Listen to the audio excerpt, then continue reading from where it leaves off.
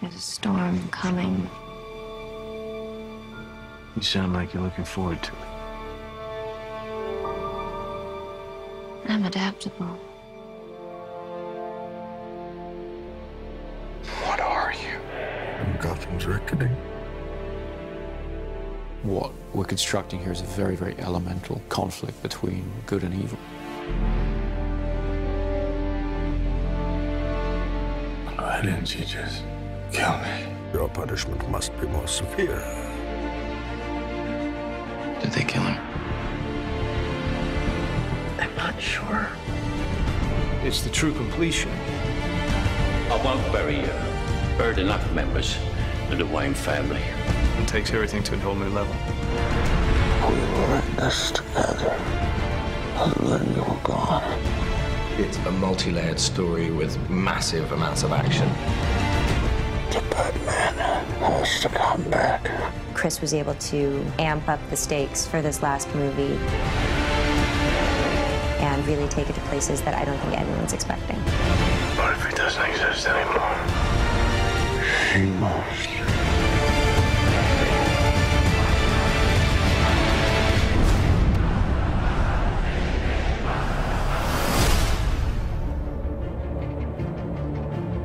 At the beginning of The Dark Knight Rises, we find a Bruce Wayne who's been damaged by his experiences as Batman. You are as precious to me as you were to your own mother and father. I swore to them that I would protect you, and I haven't. How much longer can he allow this pain to control what he does with his life? Alfred feels that it's his duty to help him find a way to put it behind him. You're not Batman anymore. It's about 8 years that Batman has been missing. And we've gotten to see what Gotham has become. Everything seems fine on the surface, but it's all built on this lie. I am the main sort of facilitator of that. It's a secret, I think, that's eaten away at him. So The Dark Knight Rises is about how that affects Gotham and how things begin to get worse once again. And now is Bruce having to deal with a new threat to the city and to himself? The choice has to be made. Is Batman going to return? It's the true test of a hero. Confronted with their darkest fears, being taken all the way to the edge. How do they come back? Do you think he's coming back? I don't know.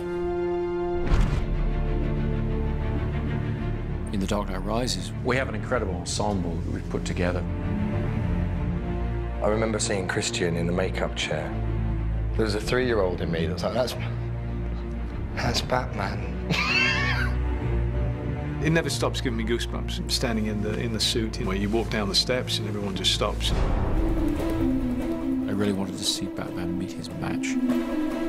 There's a new kid in town. This is the first time that Batman has come across anybody who is superior physically. Mr. Wayne.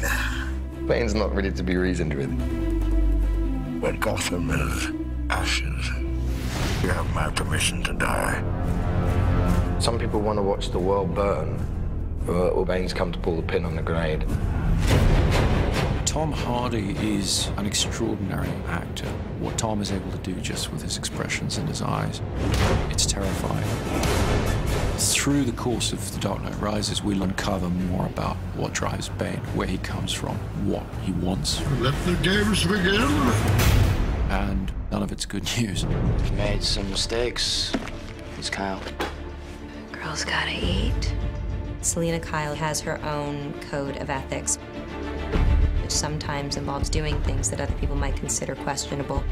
We have to have a way of grounding a character, realizing that Catwoman could just be this con woman, this grifter, this classic movie femme fatale, really. Some brazen costume for a cat burglar. Yeah? Who are you pretending to be? I think Anne understood right from the first that she was going to have to do almost everything in the film herself. She has to be that character. She took it on in the most extraordinary way.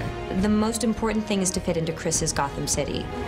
My Catwoman has to be Chris Nolan's Catwoman. Don't be shy. When you cleaned up the streets, you cleaned them good. Pretty soon we'll be chasing down overdue library books.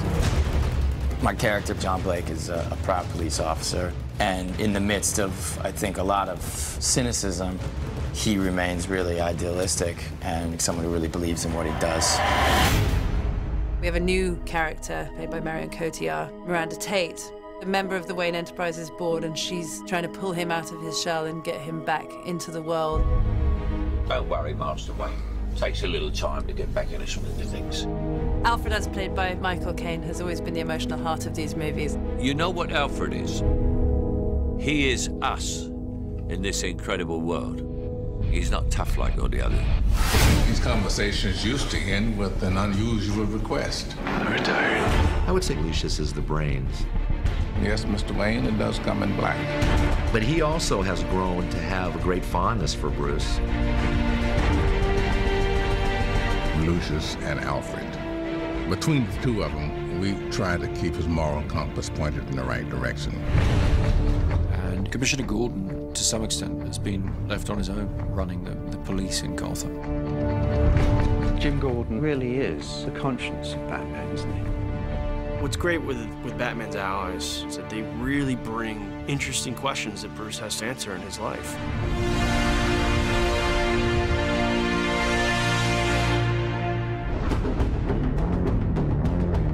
Chris has always had such a strong sense of spectacle, with this good human story to it as well.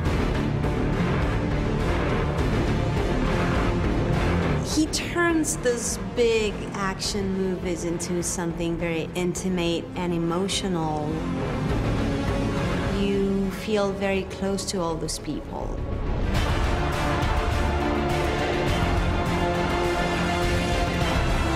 In every movie that Chris has made on the Dark Knight trilogy, he's been able to keep to great filmmaking in terms of the great characters and the great character arcs.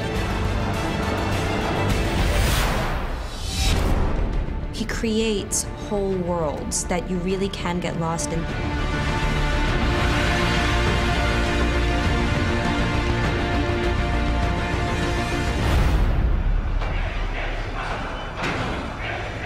What does that mean? Rise. The Dark Knight Rises is certainly the biggest film that I've undertaken, by far. We really looked back to the silent era of motion pictures, when the image was paramount, when all you had was the scope and scale of a location, thousands of extras, that kind of thing. That's the kind of storytelling I was interested in exploring. Dark Knight Rises is about trying to get some of that romantic scale and modernism into it in a sort of epic way. We started the shoot in India, then we moved to the UK. After that, we went to Pittsburgh, Los Angeles, Manhattan. It's been relentless action from start to finish. We've expanded into the largest of genres, the war movie, the disaster film. They add scale, raising the stakes from a place where they were already extremely heightened. We do get a great kick out of doing this action work. To be in Inverness, Scotland, flying with a fuselage in an aircraft and 4 stuntmen hanging off an airplane. With Chris Nolan, as much as we can physically do inside of that lens is where he would like to go. We had them on the outside of the aircraft, shooting through the windows, and it was a big thing to come together. It has this wow factor. We're back at Carlington, which is this large hangar. You okay? Yep. A lot of the film takes place underground. So we've built a Gotham sewer system, and we're pumping an enormous amount of water around it.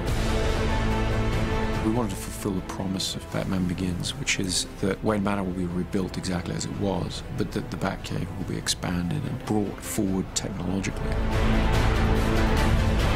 My mother warned me about getting into cars with strange men. This isn't a car. One of the biggest creations was the new flying vehicle, the Bat. It's a big insect. It's nearly 30 foot long and 17 foot wide. It needs to travel very fast up roads. It needs to climb up over buildings. Chris Corbould and Chris's designs are just phenomenal. It's a wonderful new gadget. We have a big stadium that we have to blow up. The Pittsburgh Steelers have kindly allowed us their stadium. We had almost 11,000 people turn up for one day's shooting to play fans of the Gotham Rogues. The biggest challenge is just the sheer scale of the operation that's going on. You know, we've got thousands of people in the stands, we've got multiple cameras, IMAX cameras. This is probably going to be one of the biggest, most demanding visual effects sequences in the film.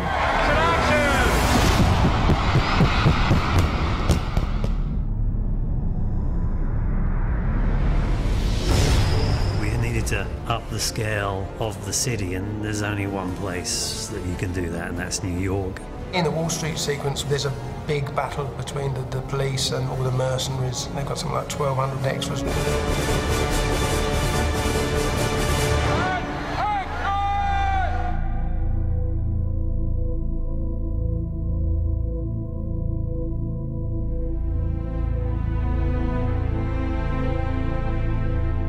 Chris really did want to shoot everything as real as possible, so there's no visual effects enhancing the amount of people that are in that scene. This was 8 months of preparation has gone into what you see here, working with the city, with the departments in order to control this set. Seeing that many bodies in the middle of Wall Street fighting each other, even if it was controlled chaos, it's still kind of like, wow.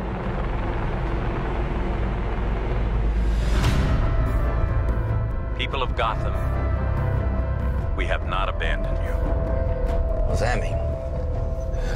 It means we're on our own. This is certainly the biggest movie that I've ever worked on. But then emotionally, it feels like something that a lot of people can tap into. It's wonderful. It kind of brings things full circle. You see only one end to your journey. Sometimes a man rises from the darkness. Every great story deserves a great ending, and we've really tried to be true to that. The Dark Knight Rises is our attempt to give that great story its great ending.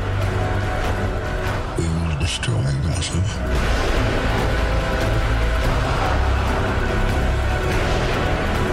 What now? You don't owe these people anymore. You've given them everything.